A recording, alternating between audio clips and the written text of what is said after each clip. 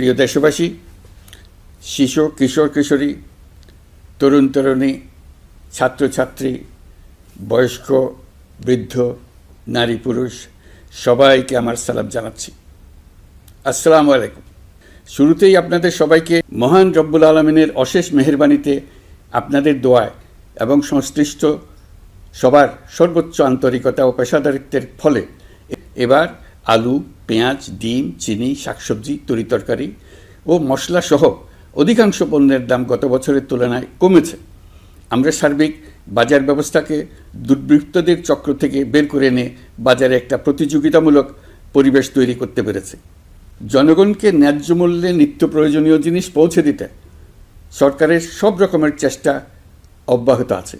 পাশাপাশি এই কোরবানির ঈদেও দেশবাসী যাতে নির্বিঘ্নে নিজেদের দেশের বাড়িতে যাতায়াত করতে পারেন, সেজন্য সরকার সর্বোচ্চ ব্যবস্থা নিয়েছে। আইনশৃঙ্খলা বাহিনীর সদস্যরা মানুষের জানমালের নিরাপত্তায় সজাগ রয়েছেন। ঈদের ছুটির মধ্যেও বিপুল সংখ্যক কর্মকর্তা কর্মচারী এবং পুলিশ ও সেনাবাহিনীর সদস্যরা অক্লান্ত পরিশ্রম করছেন। আমি তাদের প্রতি আন্তরিক কৃতজ্ঞতা জানাচ্ছি। শুধু ঈদের সময় নয়, আগামী দিনে কখনোই বাস, রেল ও বিমান যাত্রায় কোনো ধরনের অনিয়ম যাতে না হয়, সেজন্য সরকার একটি কেন্দ্রীয় অনলাইন টিকেটিং প্ল্যাটফর্ম করতে যাচ্ছে, যেখানে এই একই প্ল্যাটফর্ম থেকেই যাত্রীরা খুব সহজেই বাস, ট্রেন ও ফ্লাইটের টিকিট ক্রয় করতে পারবেন। একই রকমভাবে সব ধরনের সরকারি সেবা যাতে জনগণের দোরগোড়ায় পৌঁছে যায়, সেজন্য নাগরিক সেবা বাংলাদেশ এই নামে একটি সেন্টার পরিচালিত হচ্ছে। দেশের সর্বত্র শহরে, হাটে বাজারে তরুণ তরুণীদের মাধ্যমে বেসরকারি ব্যবস্থাপনায় সার্ভিস সেন্টার স্থাপনের কাজ শুরু করেছে। এটি ঢাকা শহরে কয়েকটি সেবাকেন্দ্রের মাধ্যমে শুরু হয়েছে। প্রশিক্ষণপ্রাপ্ত স্থানীয় তরুণ উদ্যোক্তারা নাগরিক সেবাকেন্দ্র থেকে সাধারণ নাগরিকদের এনআইডি, পাসপোর্ট, লাইসেন্স, পুলিশের কাছে জিডি করা, কর ফাইলিং করা সহ বিভিন্ন সরকারি ডিজিটাল সেবা দেবেন। এর ফলে দালাল চক্রের খপ্পর থেকে মুক্তি পাওয়া যাবে। নানা রকম হয়রানি ও ভোগান্তি কমবে বলে আমরা আশাবাদী। এই প্রজেক্ট শূন্য বাজেটে আমরা শুরু করেছি। দেশের বিদ্যমান অব্যবহৃত সম্পদ ব্যবহার করেই সামনে এগিয়ে চলা সম্ভব, এটাই আমরা বাস্তবে করে দেখার চেষ্টা করছি। আমাদের চেষ্টা হচ্ছে প্রতিটি মন্ত্রণালয় থেকে যতগুলি সেবা এর আওতায় আনা যায় সবগুলোকে নিয়ে আসা। আমরা চেষ্টা করছি যাতে শিশু জন্মগ্রহণ করা মাত্রই তার জন্মসনদ পেয়ে যায়। ওটাই হবে তার নাগরিক স্বীকৃতি এবং রাষ্ট্র কর্তৃক তার দায়িত্ব গ্রহণের অঙ্গীকার। ওইখান থেকেই যাবতীয় সকল সনদ সে তার নাগরিক অধিকার হিসেবে ক্রমাগতভাবে সম্মানের সঙ্গে পেতে থাকবে। এক অফিস থেকে আরেক অফিসে তার দৌড়াতে হবে না, দালালের পেছনে মাসের পর মাস ঘুরতে হবে না। বিদেশ সফরে গেলে সেখানকার প্রবাসী বাংলাদেশিরা প্রায় আমাদেরকে সরকারি সেবা পেতে নানা রকম দুর্ভোগের কথা জানান। প্রবাসীদের জন্য বিদেশে তাদের নিজ নিজ শহরে আমরা বেসরকারি উদ্যোগে পরিচালিত নাগরিক সেবা কেন্দ্র স্থাপনের উদ্যোগ নিচ্ছি। সেখান থেকে তারা পাসপোর্ট নবায়ন, জাতীয় পরিচয়পত্র ইত্যাদি সংগ্রহ করতে পারবেন। এগুলো কঠিন কাজ, এগুলোকে কঠিন করা হয়েছে, কিন্তু এখন সরকারের অভ্যন্তরে সাহসী ও উদ্যোগী সিনিয়র সচিব এবং ডিজিদের সহযোগিতায় অন্তর্বর্তী সরকারের মেয়াদকালে আমরা এটা সমাপ্ত করতে বদ্ধপরিকর। প্রিয় দেশবাসী, আপনারা জানেন, ঐতিহাসিক অভ্যুত্থানের পর এই সরকার যখন দায়িত্ব গ্রহণ করে তখন দেশের অর্থনৈতিক অবস্থা ছিল ভয়াবহ। ভয়ঙ্করভাবে যুদ্ধবিধ্বস্ত দেশের অর্থনীতিও এতটা খারাপ থাকে না যতটা খারাপ করে দিয়েছে 16 বছরের লাগামহীন লুটপাটতন্ত্র। আশার বিষয় হচ্ছে শুধু ব্যাংক নয়, প্রত্যেকটি আর্থিক প্রতিষ্ঠান এখন ঘুরে দাঁড়িয়েছে। জনগণের আমানত এখন নিরাপদ। অর্থনীতির অধিকাংশ সূচক ইতিবাচক ধারায় ফিরে এসছে। আমাদের অর্থনীতির ইতিবাচক ধারা বিদেশি বিনিয়োগকারীদেরকেও আকৃষ্ট করছে। বৈদেশিক মুদ্রার রিজার্ভ শূন্যে নেমে যাওয়ার ভয়ে পতিত সরকার বিদেশি ব্যবসায়ীদের আয় নিজ দেশে নিতে দিচ্ছিল না। আমরা সেটা নিরসন করেছি। বৈদেশিক মুদ্রার রিজার্ভকে ইতিবাচক অবস্থায় নিয়ে আসতে পেরেছি। এই অর্থ বছরে আমরা চেষ্টা করেছি এমন একটি বাজেট দিতে যা সত্যিকার অর্থে জনকল্যাণমুখী হয়। দেশের ইতিহাসে প্রথমবারের মতো একটি বাজেট তার আগের বছরের চেয়ে ছোট হয়েছে। প্রবৃত্তিকেন্দ্রিক ধারণা থেকে সরে এসে আমরা চেষ্টা করেছি সামগ্রিক উন্নয়নের ধারণায় জোর দিতে। এই বাজেট প্রথাগত ভৌত অবকাঠামো তৈরির খতিয়ান নয়। এই বাজেটে প্রাধান্য দেওয়া হয়েছে মানুষকে। নজরদারি বৃদ্ধির ফলে রপ্তানি আয় বেড়েছে। অর্থনীতির দুঃসময়ে আমাদের প্রবাসী ভাই বোনেরা রেমিটেন্স যোদ্ধা হিসেবে এগিয়ে এসছেন, যার ফলে রেমিটেন্স প্রবাহ উল্লেখযোগ্যভাবে বৃদ্ধি পেয়েছে। আমি জাতির পক্ষ থেকে সকল রেমিটেন্স যোদ্ধাকে কৃতজ্ঞতা জানাচ্ছি। স্বৈরাচারী সরকারের পতনের পর অর্থ পাচার রোধে কঠিন পদক্ষেপ নিয়েছে অন্তর্বর্তী সরকার। এছাড়া পুরনো আমদানির দায় পরিশোধ হওয়ায় বৈদেশিক মুদ্রার রিজার্ভের উপরও চাপও কমেছে।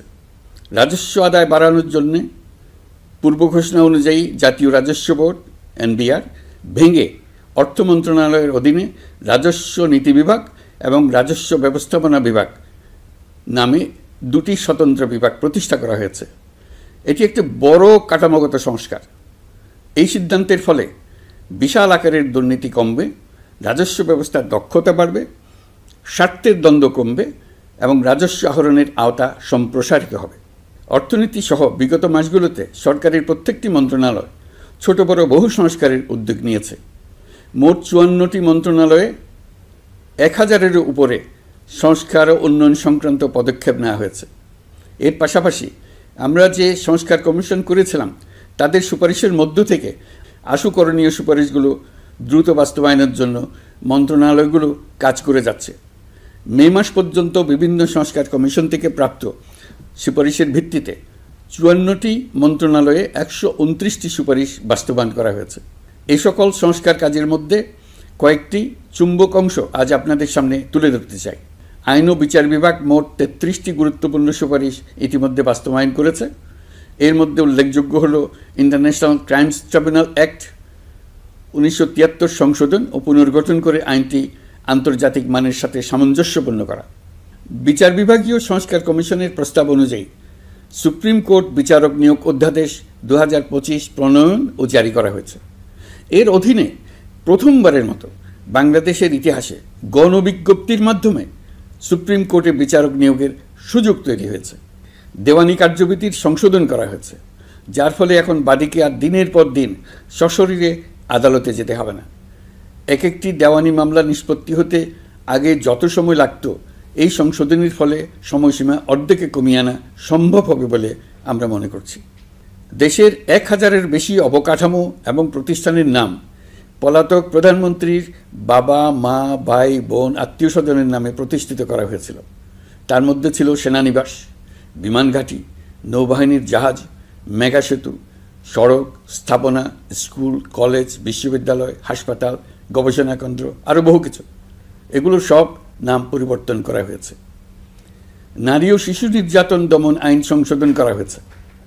প্রবাসী ভাই বোনদের অনেক দিনের দাবির পরিপ্রেক্ষিতে পাওয়ার অফ অ্যাটর্নি বিধিমালা সংশোধন করা হয়েছে। এখন পুরনো পাসপোর্টে নো ভিসা রিকোয়ার্ড স্টিকার থাকলে কিংবা জন্মসনদ থাকলে বিদেশ থেকে পাওয়ার অফ অ্যাটর্নি সম্পাদন করতে পারবে। আগামী 2 মাসের মধ্যে আইনগত সহায়তা কার্যক্রম ব্যাপকভাবে বিস্তার করা হবে। বছরে এখন গড়ে 35,000 মামলা নিষ্পত্তি হয়। আমাদের লক্ষ্য এটিকে 2 লক্ষ মামলায় উন্নতি করা। মামলা দায়েরের 48 ঘন্টার মধ্যেই যাদের বিরুদ্ধে মামলার কোনো ভিত্তি নেই তাদের বাদ দেওয়ার ব্যবস্থা করা হচ্ছে। আমরা সর্বোচ্চ চেষ্টা করেছি দেশের মানুষকে লুটপাটতন্ত্র থেকে বের করে আনতে। আপনারা জানেন বিগত 16 বছরে উন্নয়নের নামে মেগা প্রকল্প নিয়ে কী পরিমাণ লুটপাট হয়েছে। মেগা প্রকল্পগুলো যেন হয়ে উঠেছিল মেগা ডাকাতির প্রকল্প। আমরা দায়িত্ব গ্রহণের পরপরই বিভিন্ন উন্নয়ন প্রকল্প পুনরায় মূল্যায়ন করে দেখেছি যে প্রায় সব প্রকল্পেই ভৌতিক ব্যয় ধরা হয়েছে। শুধুমাত্র সড়ক পরিবহন ও মহাসড়ক বিভাগ, সেতু বিভাগ, রেল মন্ত্রণালয়, বিদ্যুৎ বিভাগ, জ্বালানি ও খনিজ সম্পদ বিভাগ, এই 5টি বিভাগে ব্যয় সংকোচ করা হয়েছে 46,308 কোটি টাকা। এই টাকা দিয়ে জ্বালানি খাতে সমস্ত বকেয়া মিটিয়ে দিয়ে বকেয়ার পরিমাণ শূন্যে নামিয়ে আনা হয়েছে। বৈদেশিক ঋণ পরিশোধ করে সব ধরনের ঋণের ফাঁদ থেকে বেরিয়ে আসা আমাদের অগ্রাধিকার। দেশে বিনিয়োগ বাড়ানো ও নতুন কর্মসংস্থান তৈরিতে আমাদের গুরুত্ব দিতেই হবে। তা না হলে এদেশকে আমরা যে স্থানে নিয়ে যেতে চাই সেখানে নিয়ে যাওয়া সম্ভব হবে না। বিনিয়োগ ও কর্মসংস্থানের ব্যাপারে রাজনৈতিক দল ও জনগণ আমাদের সর্বাত্মক সমর্থন করছেন। সকলের মধ্যে ব্যাপক আগ্রহ, কৌতূহল আমাদের অনুপ্রেরণা যোগাচ্ছে। সংশ্লিষ্টদের সঙ্গে আলোচনা করে বিনিয়োগ পরিবেশ উন্নত করতে 30টি মূল সংস্কার কাজকে অগ্রাধিকার দেওয়া হয়েছে এবং ইতিমধ্যে 18টি সুপারিশ বাস্তবায়ন করা হয়েছে। বিনিয়োগ বান্ধব পরিবেশ গড়ে তুলতে এবং দেশি বিদেশি শিল্প প্রতিষ্ঠানের মধ্যে সংযোগ সৃষ্টি করতে আমরা সর্বোচ্চ চেষ্টা করে যাচ্ছি। গত অক্টোবর হতে মার্চ পর্যন্ত নেট বিদেশি বিনিয়োগ এসছে মোট 756 মিলিয়ন মার্কিন ডলার, অর্থাৎ প্রায় 9,247 কোটি টাকা। বাংলাদেশ ইনভেস্টমেন্ট সামিট 2025-এ নির্দিষ্ট খাতভিত্তিক সেশনের মাধ্যমে ব্যবসায়ী চেম্বার, ব্যাংক ও বেসরকারি খাতের অন্যান্য অংশীদারদের মধ্যে আলোচনা হয়েছে। ইনভেস্টমেন্ট সামিটে বিদেশি বিনিয়োগকারীরা ও রাজনৈতিক দলগুলোর মধ্যেও আলোচনার জন্য আলাদা ব্যবস্থা রাখা হয়েছিল, যাতে করে পরবর্তীতে যে দলই ক্ষমতায় আসুক না কেন তারা যেন বিনিয়োগ বান্ধব বাংলাদেশ গড়তে নিজেদের প্রতিশ্রুতির কথা জানাতে পারেন। সম্প্রতি চীনের বাণিজ্যমন্ত্রী চীনের 100টি কোম্পানির প্রায় 150 বিনিয়োগকারী ও ব্যবসায়ী নিয়ে বাংলাদেশে এসছেন। আমরা আশা করছি খুব দ্রুতই বড় আকারের বিদেশি বিনিয়োগ দেখতে পাব। সম্প্রতি আমি চীন, কাতার, জাপান সহ কয়েকটি দেশ সফর করেছি। এসব সফরেও বিভিন্ন বৈঠকে বাংলাদেশের অর্থনৈতিক সম্ভাবনা অগ্রগতির কথা তুলে ধরেছে। দ্বিপাক্ষিক বাণিজ্য বিনিয়োগের বিষয়ে ফলপ্রসূ আলোচনা হয়েছে। আরও বেশি সংখ্যক বাংলাদেশি যাতে বিদেশে কর্মসংস্থানের সুযোগ পায় সে চেষ্টা করেছে। বাংলাদেশে কাতারি বিনিয়োগকারীদের জন্য একটি বিশেষ অর্থনৈতিক অঞ্চল গড়ে তোলার বিষয়ে আমাদের মধ্যে আলোচনা হয়েছে। বাংলাদেশের লাখো লাখো ছেলেমেয়েরা মাদ্রাসায় পড়াশোনা করে, তাদের জন্য প্রযুক্তি শিক্ষা ও বিদেশি ভাষা শিক্ষা চালু করতে আমরা কাতার চ্যারিটির সাহায্য চেয়েছি। গত মাসে আমি জাপান সফরে গিয়েছিলাম। এই সফরে জাপানের প্রধানমন্ত্রী বাংলাদেশকে বাজেট সহায়তা ও রেলপথ উন্নয়নের জন্য $1 বিলিয়ন মার্কিন ডলারের ঋণ ঘোষণা করেছেন।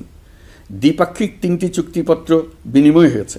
এই সফরে দুই দেশের মধ্যে অর্থনৈতিক বিনিয়োগ ও অন্যান্য সহযোগিতার ক্ষেত্রে 6টি সমঝোতা স্মারক অর্থাৎ MOU স্বাক্ষর হয়েছে। বাংলাদেশের কর্মশক্তির দক্ষতা বৃদ্ধি এবং জাপানে তাদের কর্মসংস্থান সহজতর করার লক্ষ্যে জাপানের সঙ্গে আমরা 2টি সমঝোতা স্মারকে স্বাক্ষর করেছি। জাপানের শ্রমিক সংকট রয়েছে। আমরা আগামী 5 বছরে জাপানে 1 লক্ষ কর্মী পাঠানোর চুক্তি সই করেছি। এর চাইতে আরও বেশি শ্রমিক ক্রমাগতভাবে পাঠানোর আয়োজন করে এসছে। প্রিয় দেশবাসী, 1971 সালে বাংলাদেশ স্বাধীন হওয়ার পর অর্থনৈতিকভাবে আমাদের যে উন্নতির শিখরে থাকার কথা ছিল, বিশ্বের কাছে মাথা উঁচু করে দাঁড়াবার কথা ছিল, সেই উচ্চতায় আমরা পৌঁছতে পারিনি। আমরা চাই বাংলাদেশ দক্ষিণ এশিয়ার অর্থনৈতিক প্রাণকেন্দ্র হিসেবে প্রতিষ্ঠিত হোক। এই কারণে বিনিয়োগ পরিষেবার উন্নয়নের পাশাপাশি বন্দরের সক্ষমতা বাড়াতে উদ্যোগ নিয়েছি। এটা করা সম্ভব না হলে দেশের কোটি কোটি মানুষের বেকারত্ব ঘুচবে না, অর্থনৈতিক সংকট রয়েই যাবে। চট্টগ্রাম বন্দর নিয়ে অনেকের মধ্যে কৌতূহল তৈরি হয়েছে। মাঝে মাঝে এমন কথাও শুনেছি যে এই বন্দর বিদেশিদেরকে নাকি দিয়ে দেওয়া হচ্ছে। আমি আগেও জানিয়েছি, চট্টগ্রাম বন্দর হলো বাংলাদেশের অর্থনীতির হৃৎপিণ্ড। বর্তমানে এই হৃৎপিণ্ড অতি দুর্বল। এখন যে অবস্থায় আছে সেই অবস্থায় তাকে রেখে দিলে আমাদের অর্থনীতিকে সামনে এগিয়ে নিয়ে যাওয়া সম্ভব হবে না। এই হৃৎপিণ্ডকে বড় করতে হবে, মজবুত করতে হবে, সুঠাম করতে হবে। তা করতে হলে বহু উদ্যোগ গ্রহণ করতে হবে, অভিজ্ঞদের সাহায্য লাগবে। আমরা যাদের সঙ্গে যোগাযোগ করেছি তারা বন্দর ব্যবস্থাপনায় বিশ্বের সেরা, সবচেয়ে অভিজ্ঞ। তারা ইউরোপ, কানাডা, অস্ট্রেলিয়া, চীন, দক্ষিণ কোরিয়া, ভারত, পাকিস্তান, তুরস্ক, মধ্যপ্রাচ্য ও আফ্রিকা সহ বিশ্বজুড়ে বন্দর পরিচালনা করে। তাদের কাজ বন্দর ব্যবস্থাপনা। আমাদের লক্ষ্য হলো বন্দর ব্যবস্থাপনার কাজ যত তাড়াতাড়ি সম্ভব তাদের কাছ থেকে শিখে নেওয়া। আমি গ্যারান্টি দিয়ে বলতে পারি, যদি 31 সালের মধ্যে আমরা বন্দরের কাজ শিখে ফেলি, এর পরবর্তী 5 বছরে অর্থাৎ 36 সালের মধ্যে পৃথিবীর যত দেশে যত বন্দর এই কোম্পানিগুলো চালায় তাদের বহু বন্দর এই বাংলাদেশিরাই পরিচালনা করবে। আপনারা যে বন্দরেই পা দেবেন দেখবেন সেখানে বাংলাদেশিরা আছেন। বহু লোকের কর্মসংস্থান হবে, বহু লোকের উপরে ওঠার সুযোগ হবে। তাদের নিজেদের প্রয়োজনেই তারা আমাদের চাকরি দেবে। আগে যে কোনো জাহাজে চড়লে দেখতাম জাহাজের নাবিক চট্টগ্রামের কিংবা সিলেটের। বন্দরের কাজ একবার শিখে নিতে পারলে ভবিষ্যতে আমরা যে বন্দরে যাব না কেন দেখব সেখানে চট্টগ্রাম, নোয়াখালী, সিলেট আর বরিশালের লোক, বাংলাদেশের লোক। আমাদের বন্দর যদি আধুনিক হয় তা শুধু বাংলাদেশের অর্থনীতিতেই ভূমিকা রাখবে না, বরং আমরা নেপাল, ভুটান সহ পার্শ্ববর্তী সকল দেশের অর্থনীতিতে ইতিবাচক ভূমিকা রাখতে সক্ষম হব। এই বন্দরই হবে অঞ্চলের অর্থনীতির সমৃদ্ধির চাবিকাঠি। কুমিরা থেকে টেকনাফ পর্যন্ত নানা বন্দরের কর্মচাঞ্চল্যে সমগ্র উপকূল অঞ্চল দক্ষিণ এশিয়ার একটি গুরুত্বপূর্ণ অর্থনৈতিক প্রাণকেন্দ্র হিসেবে প্রতিষ্ঠিত হবে। এই পুরো অঞ্চলে অনেকগুলো শিল্পাঞ্চল গড়ে উঠবে শুধু সমুদ্রের সান্নিধ্য এবং তার ব্যবহারের দক্ষতার কারণে। তার সঙ্গে গড়ে উঠবে আরেকটি নতুন শিল্প, আধুনিক পদ্ধতিতে সমুদ্রে মাছ পালন, আহরণ ও প্রক্রিয়াজাতকরণের শিল্প। এটি আরেকটি নতুন জগৎ সৃষ্টি করবে। এই ব্যাপারে আমরা আমাদের বন্ধু দেশগুলোর সঙ্গে আলোচনা শুরু করেছি এবং তারা উৎসাহ সহকারে সাড়া দিয়েছেন। বন্দর ব্যবস্থাপনার জন্য আমরা যাদেরকে আনছি তারা পৃথিবীর যেসব দেশে কাজ করে সেসব কোনো দেশেরই সার্বভৌমত্ব, জাতীয় নিরাপত্তা হুমকির মুখে পড়েনি। আমি দেশবাসীর প্রতি আহ্বান জানাই, আপনারা নিজেদেরকে ভিত্তিহীন বিরোধিতা এবং অপপ্রচারের শিকার হতে দেবেন না। অন্তর্বর্তীকালীন সরকারের বন্দর ব্যবস্থাপনার উদ্যোগে আপনাদের দৃঢ় সমর্থন অব্যাহত রাখুন। যারা বিরোধিতা করছে তাদের প্রতিহত করুন। আপনারা জানেন আমাদের দেশে এখন 12 লক্ষ রোহিঙ্গা বসবাস করছে। প্রায় 1 লাখ রোহিঙ্গা এসছে 2023 সাল থেকে 2024 সালের সেপ্টেম্বর সময়কালে, যখন রাখাইন রাজ্যে ব্যাপক যুদ্ধাবস্থা বিরাজ করছিল। সেখানে চলমান সংঘাত ও মানবিক পরিস্থিতির কারণে এখনও অনেকে আসতে চেষ্টা করছেন। রোহিঙ্গাদের বাংলাদেশে আসা বন্ধ করতে এবং যারা ইতিমধ্যে বাংলাদেশে অবস্থান করছেন তাদের প্রত্যাবাসনের জন্য আমরা উদ্যোগ নিয়েছি। আমরা যখন দায়িত্ব গ্রহণ করেছিলাম তখন রোহিঙ্গা ইস্যুটিকে প্রায় মৃত অবস্থায় পেয়েছিলাম। আন্তর্জাতিক এজেন্ডা থেকে ইস্যুটি ঝরে পড়েছিল। সেই অবস্থা থেকে আমরা ইস্যুটিকে বিশ্ববাসীর দৃষ্টির সম্মুখভাবে নিয়ে আসতে পেরেছি। আমি গত বছর সেপ্টেম্বর মাসে জাতিসংঘ সাধারণ পরিষদে রোহিঙ্গা বিষয়ক একটি আন্তর্জাতিক সম্মেলন অনুষ্ঠানের আহ্বান জানিয়েছিলাম। আপনারা জেনে খুশি হবেন, জাতিসংঘের সকল সদস্য রাষ্ট্র এই বিষয়ে একমত হয়েছেন এবং তারা একটি উচ্চ পর্যায়ের আন্তর্জাতিক সম্মেলন আয়োজনের সিদ্ধান্ত নিয়েছে। এই বছর সেপ্টেম্বর মাসে যুক্তরাষ্ট্রের নিউ ইয়র্কে এই সম্মেলনটি অনুষ্ঠিত হবে। একই সাথে রোহিঙ্গাদের প্রত্যাবাসনের জন্য আমরা আন্তর্জাতিক জনমত গঠন করতে পেরেছি।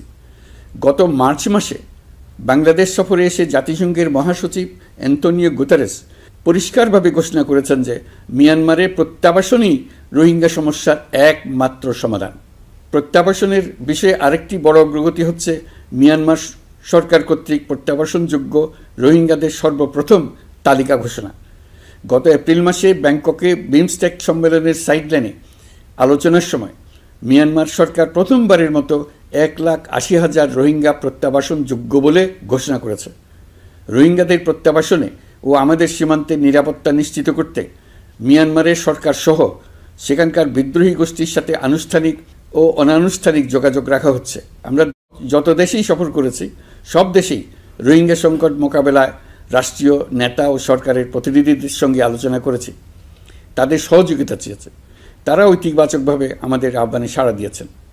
জাতিসংঘের মহাসচিব গত মার্চ মাসে ঢাকা সফরকালে রাখাইন রাজ্যে মানবিক বিপর্যয়ের মোকাবেলার জন্য একটি ত্রাণ চ্যানেলের প্রস্তাব করেছিলেন। তিনি বলেছিলেন এই প্রস্তাবটি রোহিঙ্গাদের প্রত্যাবাসনে সহায়ক হবে। বিষয়টি প্রস্তাব পর্যায়ে রয়ে গেছে। আমরা লক্ষ্য করেছি রাখাইনের জন্য বাংলাদেশ করিডোর দিয়ে দিয়েছে বলে একটা অপপ্রচার চালানো হচ্ছে। আমি সুস্পষ্টভাবে বলছি, এটা সর্বৈব মিথ্যা। এটা চিলে কান নিয়ে যাওয়ার গল্প।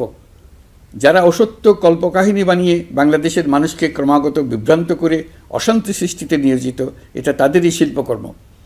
আপনারা এ বিষয়ে হুঁশিয়ার থাকবেন, কোনোভাবেই বিভ্রান্ত হবেন না। এসব অপপ্রচার সত্ত্বেও আমরা লক্ষ্যচ্যুত হব না।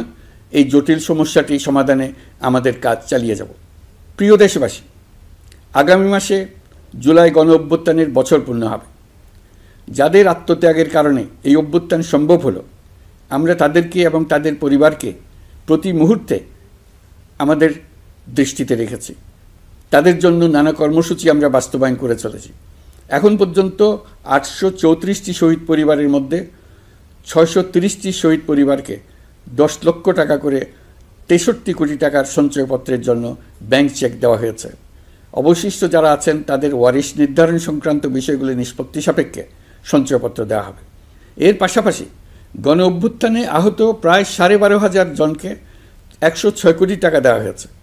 গণ অভ্যুত্থানে আহতদের মধ্যে সরকারি বেসরকারি বিভিন্ন হাসপাতালে এই পর্যন্ত 15,393 জন চিকিৎসা গ্রহণ করেছেন। স্বাস্থ্যসেবা বিভাগের মাধ্যমে 40 জন আর মুক্তিযুদ্ধ বিষয়ক মন্ত্রণালয়ের মাধ্যমে 11 জনকে উন্নত চিকিৎসার জন্য সিঙ্গাপুর, থাইল্যান্ড ও রাশিয়া পাঠানো হয়েছে। তাদের চিকিৎসা বাবদ এই পর্যন্ত সরকার 61 কোটি টাকা ব্যয় করেছে এবং এই ব্যয় অব্যাহত আছে। আরও 28 জন জুলাই যোদ্ধাকে উন্নত চিকিৎসার জন্য সিঙ্গাপুর, থাইল্যান্ড ও তুরস্কে পাঠানোর প্রক্রিয়া চলছে।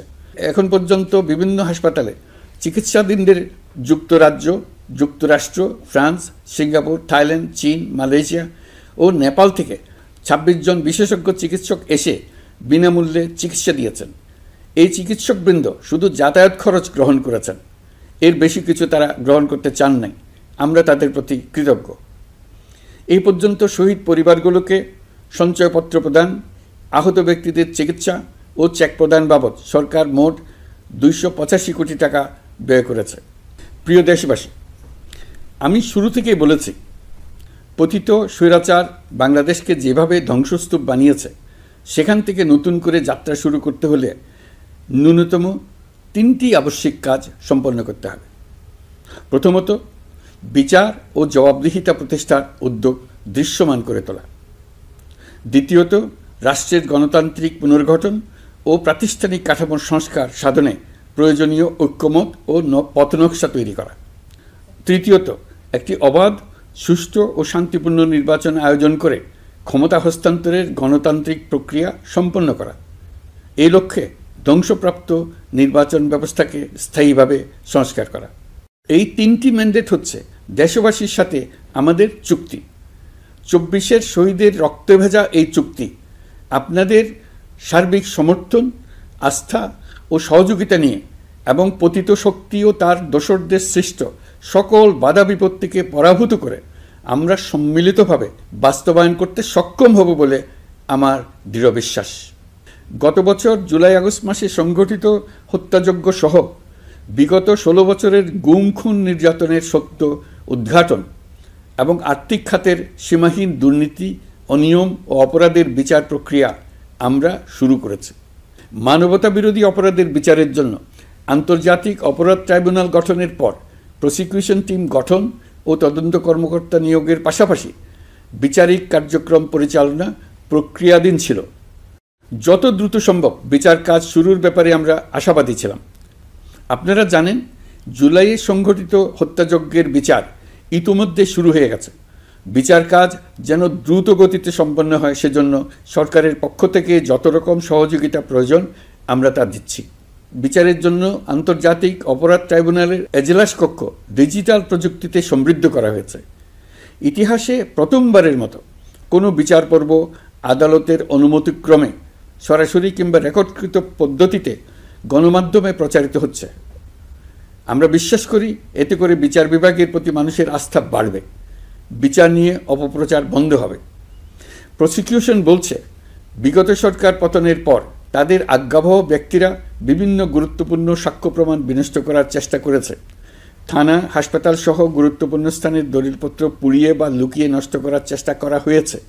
বিভিন্ন অপরাধমূলক স্থাপনার আকার, আকৃতি, দেয়াল ইত্যাদি ভেঙে এবং বিকৃত করে প্রমাণ লুকানোর চেষ্টা করা হয়েছে। বিভিন্ন ডিজিটাল এভিডেন্স যেমন ভিডিও, অডিও, ইন্টারনেট ডেটা, যেগুলো ডিলিট বা ধ্বংস করার চেষ্টা করা হয়েছে, তদন্ত কর্মকর্তারা সর্বাধুনিক প্রযুক্তি ব্যবহার করে সেগুলো রিকভার এবং রেস্টোর করার কাজ করছেন। এই কাজে আমরা দেশবাসীর কাছেও সহযোগিতা কামনা করছি। স্বৈরাচারী সরকারের আমলে গত 16 বছরে রাজনৈতিক ভিন্নমত দমনের জন্য বিপুল সংখ্যক মানুষকে গুম করা হয়েছিল।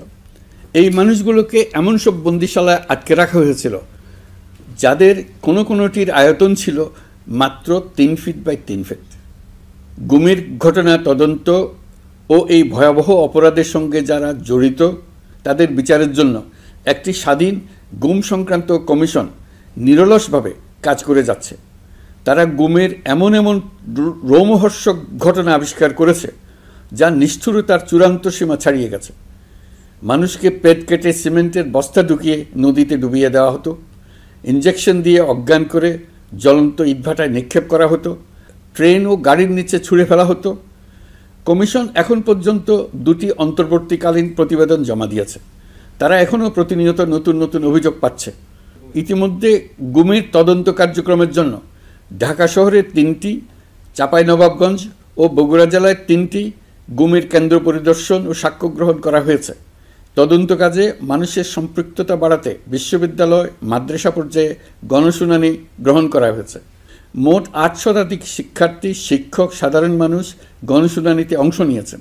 গুম সংক্রান্ত বেশ কিছু অভিযোগ ইতিমধ্যে আন্তর্জাতিক অপরাধ ট্রাইব্যুনালের তদন্ত সংস্থার কাছে জমা হয়েছে। এছাড়াও এই সংক্রান্ত একটা আইন প্রণয়নের কাজ প্রায় শেষ পর্যায়ে আছে।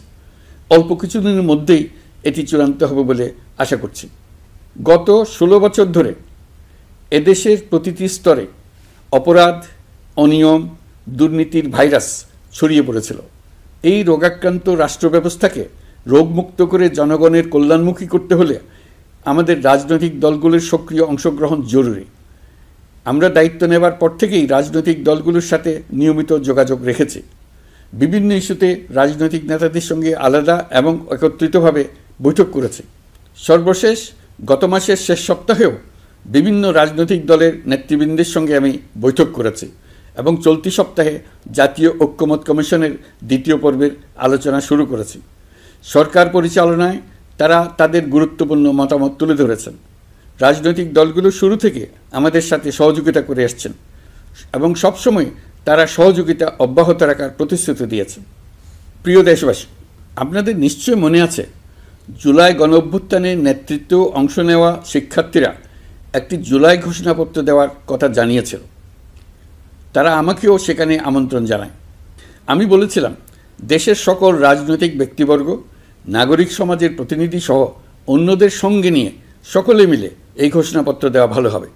এর পাশাপাশি আগামী জুলাই মাসেই সকল রাজনৈতিক দলের ঐকমত্যের ভিত্তিতে একটি জুলাই সনদ প্রস্তুত করে আমরা জাতির সামনে উপস্থাপন করতে পারব বলে আশা করছি। এই জুলাই সনদ হলো একটি প্রতিশ্রুতি, একটি জনকল্যাণমুখী রাষ্ট্র নির্মাণের জন্য সংস্কার কমিশন যে প্রস্তাবগুলো দিয়েছে সেগুলোর মধ্য থেকে রাজনৈতিক দলগুলো যে কয়টিতে একমত হয়েছে তার তালিকা থাকবে এই সনদে। জুলাই সনদে স্বাক্ষর করে তারা জাতির কাছে সেগুলো বাস্তবায়নের অঙ্গীকার করবে। জুলাই সনদ অনুযায়ী আশু করণীয় সংস্কার কাজগুলো আমরা বাস্তবায়ন করতে প্রতিজ্ঞাবদ্ধ। বাকি অংশের বেশ কিছু কাজও আমরা শুরু করে যেতে চাই। আশা করি অবশিষ্ট অংশ পরবর্তীতে নির্বাচিত সরকারের মাধ্যমে বাস্তবায়ন অব্যাহত থাকবে। প্রাতিষ্ঠানিক সংস্কারের দৃঢ় প্রতিশ্রুতি বাস্তবায়নে আমাদেরকে দৃঢ়ভাবে এবং ঐক্যবদ্ধভাবে এগিয়ে যেতে হবে। এর কোনো বিকল্প নেই। এর বাস্তবায়নের মাধ্যমে পুরো বিশ্বের কাছে দেশের নতুন ঐক্যবদ্ধ ভাবমূর্তি তুলে ধরা যাবে।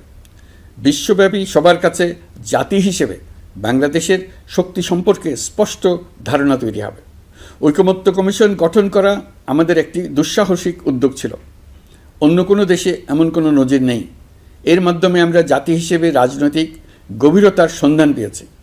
রাজনৈতিক ঐক্যে পৌঁছার জন্য ঐকমত্য কমিশনের সঙ্গে সকল দলের দলগত প্রস্তুতি, ঘণ্টার পর ঘণ্টা কমিশনের সঙ্গে ঐকান্তিক আলোচনা, জাতীয় লাইভ টেলিভিশনের সামনে সকল দলের ঐকমত্যে পৌঁছার একান্ত প্রয়াস আমাদের রাজনৈতিক ইতিহাসে স্মরণীয় হয়ে থাকবে।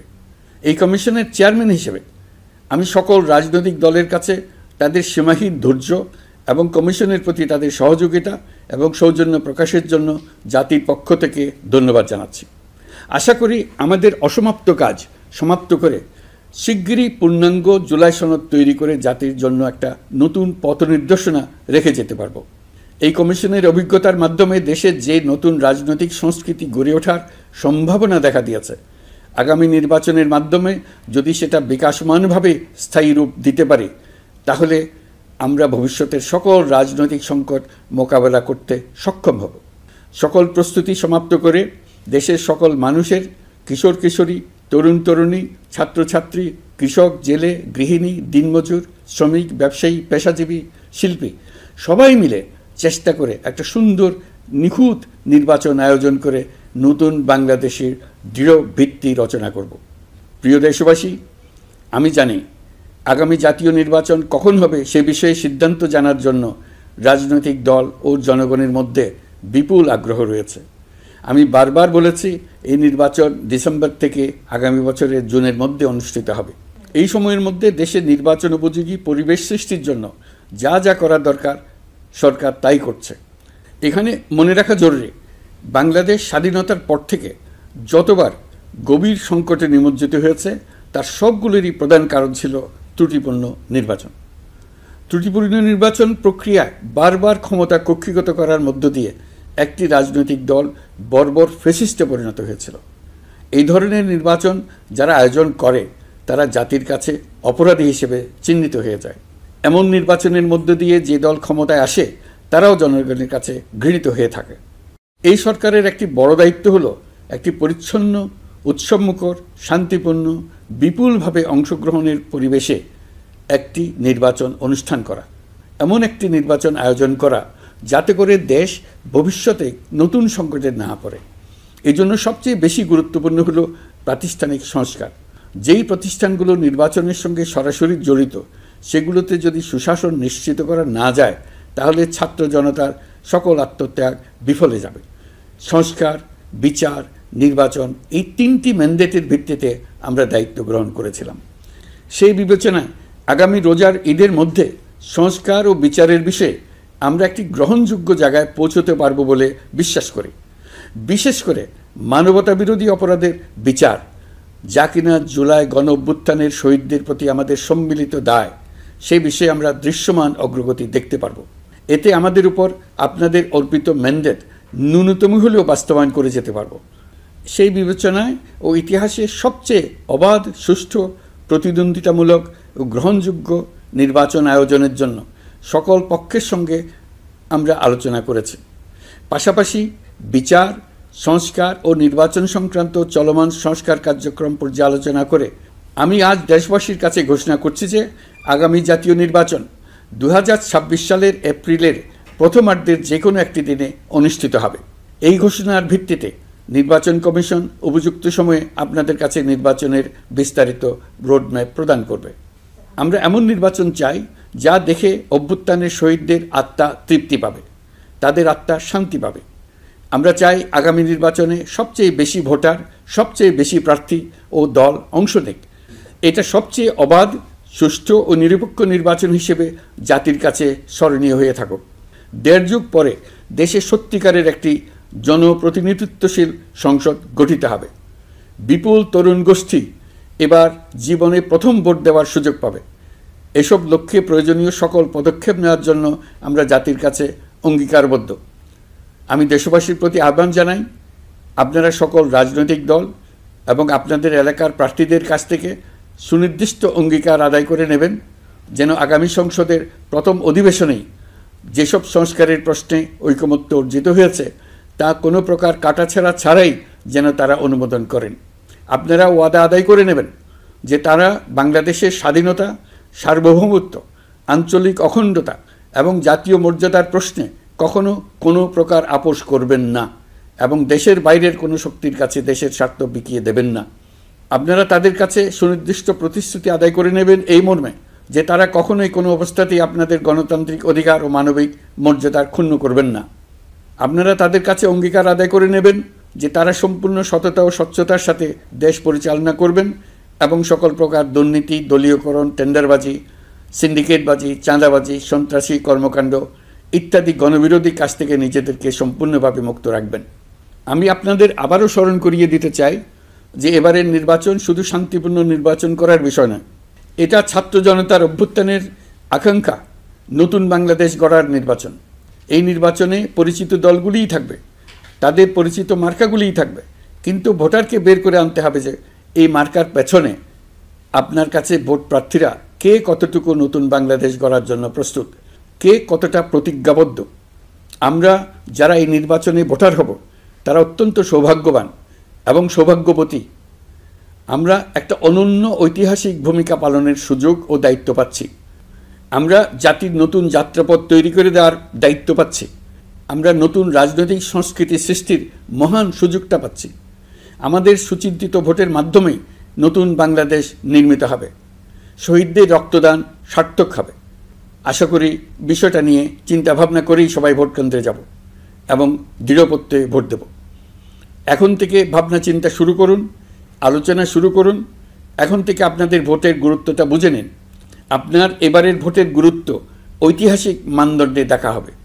প্রিয় দেশবাসী, আমাদের সবসময় মনে রাখতে হবে, পতিত ফ্যাসিবাদ ও তার দেশি বিদেশি দোসররা নতুন বাংলাদেশ গড়ার সম্মিলিত প্রচেষ্টাকে পদে পদে বাধাগ্রস্ত করার চেষ্টা চালিয়ে যাচ্ছে। তারা নানামুখী অপপ্রচারে লিপ্ত।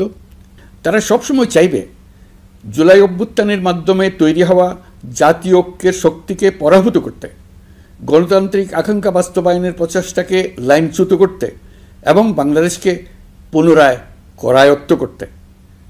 আমি আগেও বলেছি, আজ আবারও বলছি, আমরা একটা যুদ্ধ অবস্থায় আছি। এখন আমাদের একতাবদ্ধ থাকতে হবে যে কোনো মূল্যে। পরাজিত শক্তি এবং তাদের সহযোগীরা ওত পেতে বসে আছে আমাদের ছোবল মারার জন্য, আমাদের অগ্রযাত্রাকে রুখে দেওয়ার জন্য।